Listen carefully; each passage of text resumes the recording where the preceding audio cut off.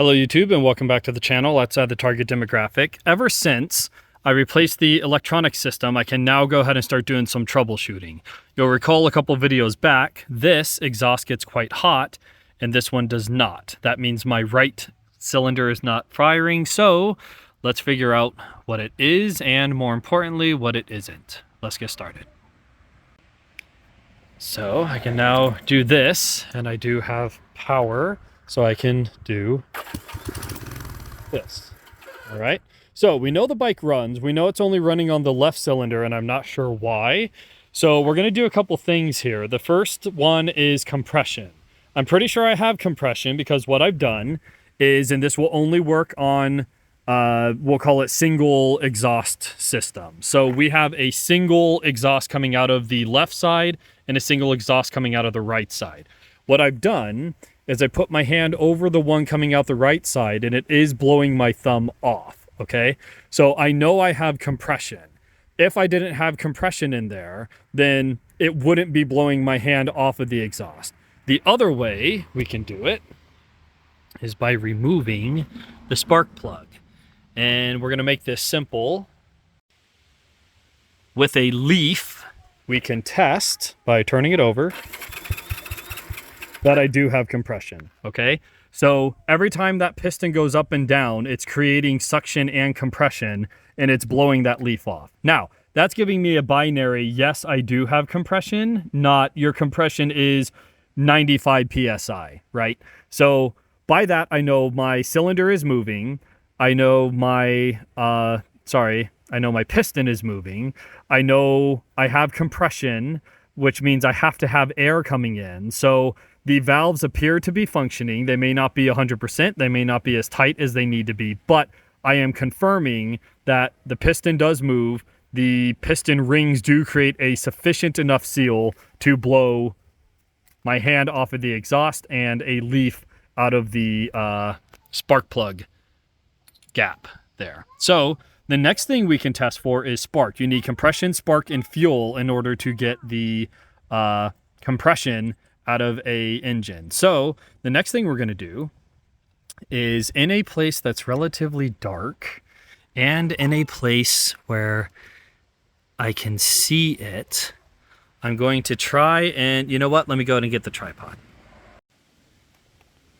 Okay, so again, we're on top of where the spark plug goes in. I'm going to set this where the threads of the spark plug are directly in contact with the engine block. That's going to ground it out, and we're going to be looking for a spark, okay?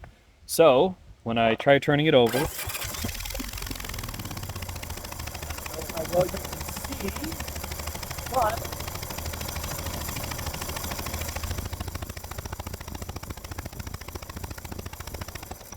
we are getting spark, and I am getting quite a bit of pressure of combustion out of the hole that the spark plug was in. So I know I have compression, I know I have spark, which means it's not the spark plug, it's not the spark gap, it's not the spark cables, it's not the ignition system, it's not. So I can safely rule that out. It may not be a bad idea to get new spark plugs. I don't know that these have the date pressed into them. Let's take a look, see. They do not. I know I put these in since I got the bike, so they're probably perfectly acceptable. The last thing we have is fuel, and I don't really have a way to test that. I'm pretty sure the floats have given me grief in the past. What I can do is show you guys this. So this is the petcock. Again, it's a flow valve. I can turn it off and I will have no gas going anywhere, meaning it's very, very difficult for it to leak. I have on, which I'll use for 90-95% of the fuel capacity in the tank. Once the bike starts stuttering and puttering, I switch it to reserve and I have like another 20-30 miles before I am empty. If we look right here, I have a little bit of weepage. That weepage is gas. So I know that this, I know that this, the petcock, is delivering fuel, and that fuel is going down this hose, and I could pop it off to prove that, but I have a little bit of a weep, which is fine. It does smell like gas, wouldn't you know? So I do know that the petcock is getting fuel, that the petcock is delivering fuel, and that fuel is going into the carburetor on the side that I need it to. At this point, I believe the best I can do is go ahead and switch it to stop. I'm going to drain this into a container and then see if I can't get this carburetor off. I am fighting a storm and I don't have the tools I typically have with me, so we will see as best I can do. But that is as far as I can diagnose so far. I know that I have spark. Even if I don't have enough spark often enough, it should have been firing, right? So I should have been getting a hot exhaust. I'm not getting a hot exhaust. Not a slightly warmer exhaust. I'm getting a ambient temperature, borderline cold exhaust, right? So I know that I am having consistent, not intermittent compression issues, okay? The next step is I know I have compression because I did the leaf test and I did my hand on the exhaust test at the end of it. Again, that's only functional if each individual exhaust pipe goes to each individual exhaust tip. If they merge, I used to have a 750 Nighthawk, and that 750 Nighthawk had a 4-into-2 exhaust. That's not going to work. It will tell you 2 of the cylinders are not firing if both of them are not firing. But by having an individual exhaust for individual sides, it can help you diagnose what is or isn't going on. So I know I have spark, and I know I have it consistently enough that if there were fuel and compression, it would be combusting. I know I have compression, and it felt like it was pretty consistent. It's consistently blowing against my finger as I cover up that spark plug port. It's consistently blowing my hand off the exhaust, but it's consistently blowing cold air. So I know that we have an issue. At this point, it looks like it's fuel delivery. Carburetors are notorious for giving you a little bit of issue, so I'm going to see what I can do with that. We do have that storm coming, as I said, but let me go ahead and see what I can do, and I will get back to you guys. All right, so while we're here diagnosing all that stuff, I'm going to turn my lights on and have a very marginal drop, rightly so. If I get it running, I want to make sure my charging system works. Come on, baby.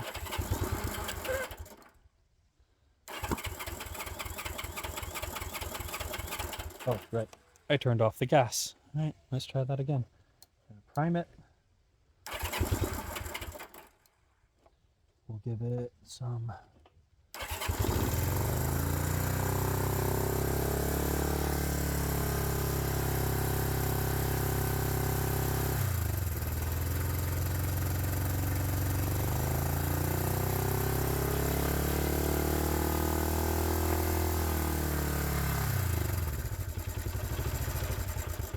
All right, so I do know my charging system works. It is weaker than my more modern Hondas, and rightly so. Looks like you have to be in higher RPMs, and we're also banging on one cylinder, but even with both of those, the voltage went up after the bike started, equivalent to my throttle being spun. So I know my charging system works enough and will maintain the battery as long as I, can start the bike. So that is good there. Let's go ahead and see what I can figure out with the gas.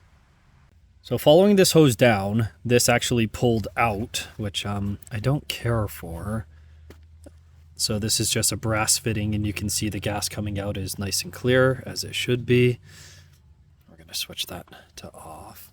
Another thing I noticed, I'm probably going to have to take this off and hammer tap that brass fitting that the hose connects into the, what I'm going to assume is aluminum carburetor here. Since I already have gas on this rag, I'm going to use it to start cleaning up the deposits and crap accumulating on the engine. Gasoline is a very, very good solvent. As we can see by how much cleaner all this just got. Typically wouldn't recommend touching it without gloves, but here we are. So you can see quite a bit of crap came up, and the engine body seems to be much cleaner. Anyway, so we saw that original gas came out pretty clean, right? So I'm going to get me a new sampler. And what I discovered off camera when I loosen this drain screw is the gas that came out has a smell, and it's also pretty red. And I also, there we go, now it's starting to come out. Okay, so that's quite a bit of gas. What I'm going to do is try and drain as much of it out as I can. It originally was a little red. This stuff seems to be much cleaner. Let's see. Smell test. Ooh, that is not gasoline. That is a varnish smell. So I'm going to assume that this is all old gas, which tells me when I'm giving it new gas, why am I getting an old gas smell? Well, clearly I'm not getting a replacement of the old gas with the new gas. So what would prevent the old gas from being pulled out and the new gas from taking its place? Well, if the old gas isn't being called upon, isn't being pulled anywhere, then the new gas can't take its place. What I believe I have is a stuck float. All right. So if the float is set to off, it's not going to continue pulling in more gas. I'm trying to keep track of this O-ring. And it's not going to be pulling the old stuff, is my understanding. It's been a good long while since I dealt with carbs, and it was on this bike, as it turns out. So I'm going to completely drain. Well, I am on the side stand, so I'm going to side stand drain this carb, and I'm going to call its bluff. Okay, so we now know it's empty enough when this screw is not in place that there is no gas, or a substantially less amount of gas. There's a little bit of a dribble coming out, I suppose. But now I know that that carb has been drained to some capacity. And again, we're going to use this gas to just clean up all this stuff. And then you can use this rag to start a fire in the backyard and start getting rid of all your branches and stuff. So, wow, that just breaks away that aged patina pretty well. Anyways, so we're going to be doing a check. We're going to drain the carbs as best we can to a point that we know of. I'm then going to turn on the gas flow and see if the carbs refill. If it does, then we can assume that the gas is getting to the carb is starting to fill with the new gas, and maybe by putting in the new gas, wow, that just rubs right off. As we put in the new gas, we can see if the new gas is being pulled into the cylinder, and if it is, if it will combust when the old gas wouldn't. So let me go ahead and do a little bit more polishing. As I said, I wouldn't necessarily recommend touching this with gloves. If you have the slightest of cuts on your finger, you will be the first one to know that the gas is on your hands. But as far as the universal solvent, this stuff is fantastic. Really cleaning up that engine. So let me go ahead and do this, and then we'll cut back and see if the carb refills when I tell it to. You may notice some water, which is different from before. I, of course, would have had to have caught the storm, so had to put it away and pull it back out. So we know that we drained the carb. I'm going to go ahead and set it to the reserve position. That should allow the carbs to refill. I swear I can feel it's a colder temperature, the gas being cooler than air. So I'm going to see if that refills, and then we're going to try draining it again and see what it does. Before we try draining it again, I am going to try starting it and see if it doesn't bang on both cylinders. That would be indicative of getting proper fuel. If not, then we're going to drain it and see if fuel's actually getting in there. And I'm pretty sure I'm going to have to pull this carburetor and do something with it, but let's see how she turns out. All right, so here's the thing. We're going to start it.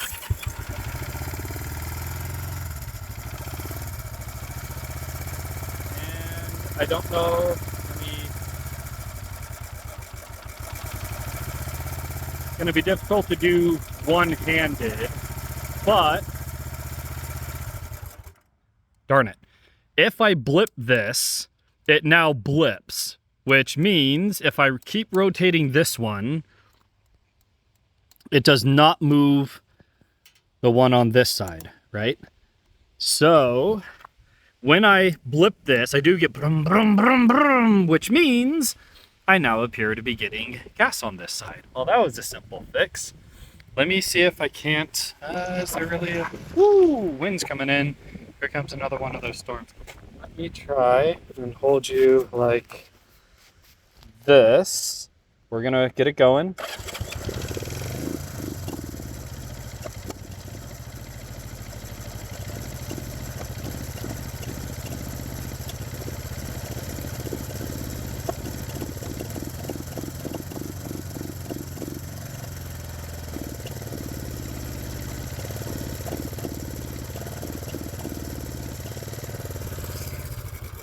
All right, so I am getting gas now, apparently, to this cylinder, which is heating up. Woo, and this exhaust is hot. Hey! So, we have something going on. We have more than we had before. Apparently, I just had to drain the gas out, which still smells sweet, but less so. So, that's pretty cool. Let me go ahead and tinker around a little bit. This is the idle adjust screw. And the deeper I idle that, the more rich the fuel is going to be. I shouldn't have to adjust that, ideally, right? Occam's razor, if it was running before, I shouldn't have to mess with it now. But let me dork around and see what I can find. Right now, this is warm to the touch, as is this exhaust. So it looks like it's going to be something stupid simple, which is the best kind of fix. God damn it, Ohio. All right, looks like I'm gonna have to put it away again because it's raining again. But it was running on idle. Takes a little bit of work, so maybe with enough run time, it'll start freeing some stuff up. But it looks like I do have, yeah, that side's getting hot. Shiny, let's put her away. So I looked around the garage and I said I was a perpetual hoarder. In April of 2012, I apparently bought a Honda CL headlight, which looks a little something like this. And it turns out, I'm gonna put the green to the ground, and this is gonna be very difficult one-handed, bear with me. You know what, watch this, haha. And I do this, I get standard and high beam. So I have a functioning bulb I bought as a spare. Let's go ahead and drop it into the bike.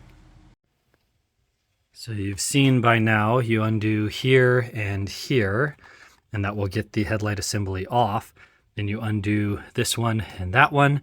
You can replace the bulb and drop the new one in. This appears to be the original, which is cool. I will keep that as a wall hang in my garage, but let's go ahead and swap out this known bad bulb for a good one.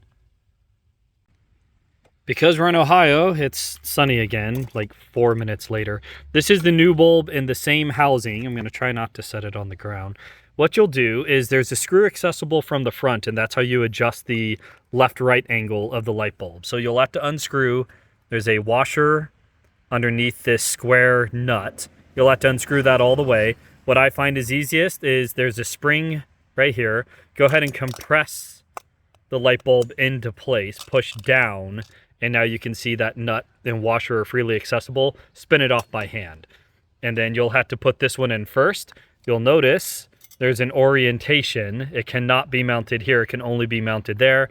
And your wires will be pointing down when mounted inside the chassis. Once you do that, I'm gonna put you not on the ground. I'm trying not to break this. So there is a screw that you run a retainer pin through, and then this kind of washer assembly will go into place. And that's gonna look like this. So we have the nut, the bolt. There is a hole going through it. Once you thread this through, you're gonna thread this onto the threads, and then you're going to run this through the hole in the screw. And that's going to hold everything together. That's going to allow the light bulb to pivot inside the chassis, and then however much you tighten that is going to move your beam left and right. So it is actually tunable. This is a 54-year-old bike, and the headlight is tunable. Love me some Honda. Let's go ahead and get this assembled and put it back in place. All right, so again, now that those screws are ran through with the plate and the retaining pin on both of them, the headlight assembly has been swapped. What I would recommend to use, you can see this end is clearly more recessed than the screwdriver side. So while it's off, just go ahead and start tightening this screw until you get it essentially flush mounted, not recessed. You can go ahead and tune that as best you can here. I can feel there's a ridge here and it's relatively flat going across. So I'm just going to tune it as best I can visually confirm. Right?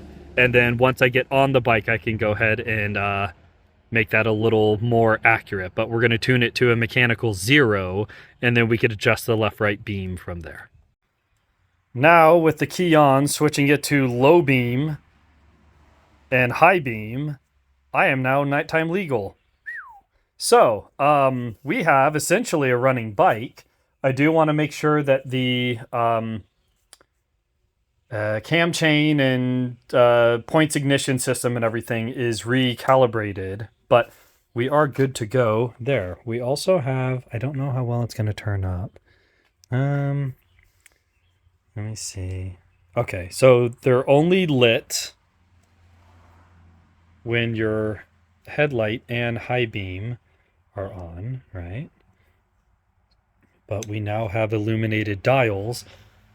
This bike is in better condition now than it was when I first got it.